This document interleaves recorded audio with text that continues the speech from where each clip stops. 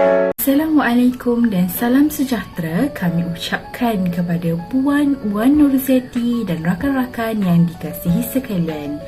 Hari ini kami akan membentangkan tugasan kami yang bertajuk Peranan ICT dan Cabarannya dalam Pembentukan Bangsa Malaysia.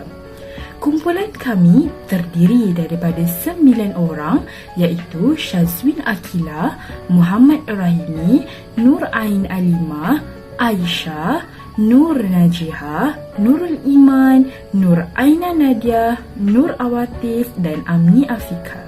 Apa itu ICT? ICT merupakan akronim atau singkatan daripada perkataan Information and Communication Technology yang bermaksud teknologi komunikasi maklumat. Definisi teknologi maklumat boleh diringkaskan sebagai satu proses pengaliran, penyebaran, pemprosesan dan penyimpanan maklumat menggunakan perantaraan teknologi. Teknologi maklumat tidak terhad kepada internet dan komputer saja, tetapi ia melibatkan televisyen, telefon mudah alih, fax, telegram, PDA dan sistem satelit dalam menyampaikan maklumat kepada penerima. Peranan ICT yang pertama ialah dapat memajukan sistem pendidikan di negara kita. Penubuhan sekolah bestari dapat direalisasikan. Pelajar-pelajar menggunakan komputer dalam pembelajaran. Bahan pembelajaran disediakan dalam pakej multimedia yang dimuatkan dalam komputer. Guru hanya bertindak sebagai fasilitator. Pelajar-pelajar pintar dapat mengikuti pelajaran lebih tinggi tanpa batasan kelas dan umur. Keadaan ini akan dapat melahirkan lebih ramai cendekiawan yang dapat membantu dalam pembangunan negara.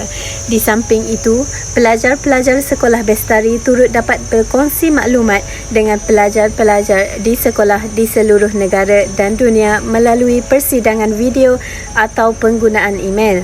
Dasar langit terbuka yang ada sekarang dapat melahirkan generasi berilmu dan bermaklumat yang sama-sama akan memajukan negara.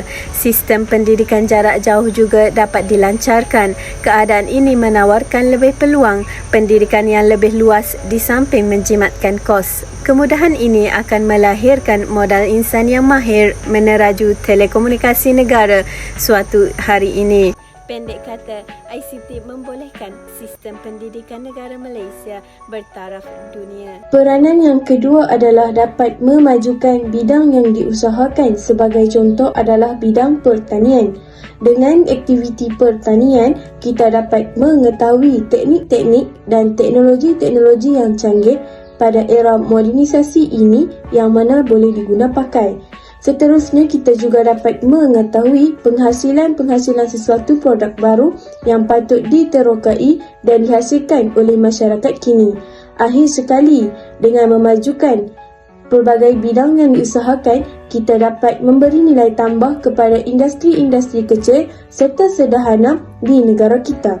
Seterusnya, peranan ICT dalam pembentukan bangsa Malaysia antaranya meningkatkan kemajuan ekonomi negara. Kita dapat menjalankan perdagangan antarabangsa. Yang kedua, kita dapat menghubungi sesiapa sahaja melalui persidangan video, email, mesin faksimili dan juga internet. Yang ketiga, dapat mengikuti perkembangan terkini pasaran saham antarabangsa dan juga domestik. Dan yang terakhir, dapat memahami kehendak pengguna. Di samping pelbagai peranan yang disebutkan sebentar tadi, terdapat juga pelbagai cabaran yang perlu diatasi seperti cabaran dalam memastikan kesahihan maklumat. Sebagai contoh yang sangat dekat dengan kita ialah maklumat mengenai COVID-19, vaksinasi, SOP dan sebagainya.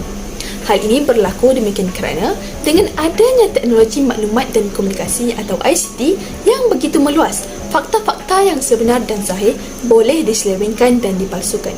Lebih-lebih lagi dalam soal isu keagamaan yang menjadi sensitiviti umat Islam khususnya.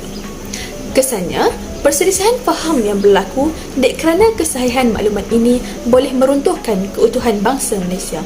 Cabaran penggunaan ICT dalam pembentukan bangsa Malaysia, iaitu penyebaran fitnah dan gosip.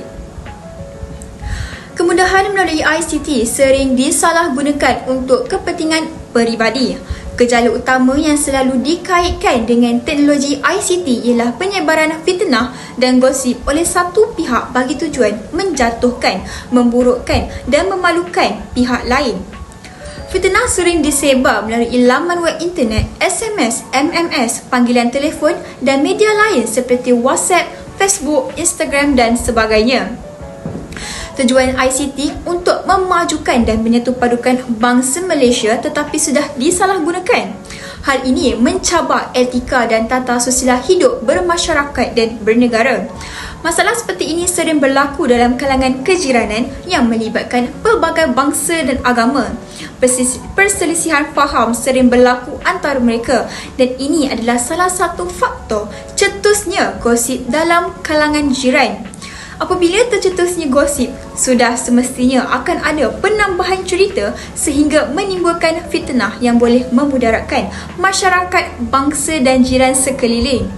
Jiran adalah orang yang paling dekat dengan kita. Oleh itu, kita sebagai pengguna bijak mestilah sentiasa berhati-hati dalam menguruskan media sosial kita. Akses terhadap gadget ataupun media sosial memberi kesan negatif apabila individu tersebut kurang berinteraksi sesama bangsa ataupun berlainan bangsa. Individu tersebut sering melihat perkara yang tidak berfaedah sehingga tidak mempedulikan situasi dan orang sekeliling. Kurangnya interaksi sosial membawa kepada elemen negatif seperti kurangnya kepercayaan serta prasangka yang merupakan musuh utama perpaduan. Kesimpulannya, peranan ICT dalam pembentukan bangsa Malaysia amatlah penting. Peranan utama seperti memajukan sistem pendidikan negara, memajukan pelbagai bidang yang diusahakan dan meningkatkan kemajuan ekonomi negara perlulah direalisasikan dalam pembentukan bangsa Malaysia yang maju. Namun, terdapat pelbagai cabaran yang perlu kita hadapi. Cabaran utama seperti kesahihan maklumat, penyebaran fitnah dan gosip serta kekurangan bersosial menjadikan ia cabaran yang perlu kita tangani bersama-sama. Oleh itu, kita perlulah bersama-sama untuk menjayakan penggunaan ICT dalam pembentukan bangsa Malaysia ini agar bangsa Malaysia menjadi bangsa yang maju di antara pelosok dunia. Setakat itu sahaja pembentangan kami dari grup ini. Sekian, terima kasih. Assalamualaikum.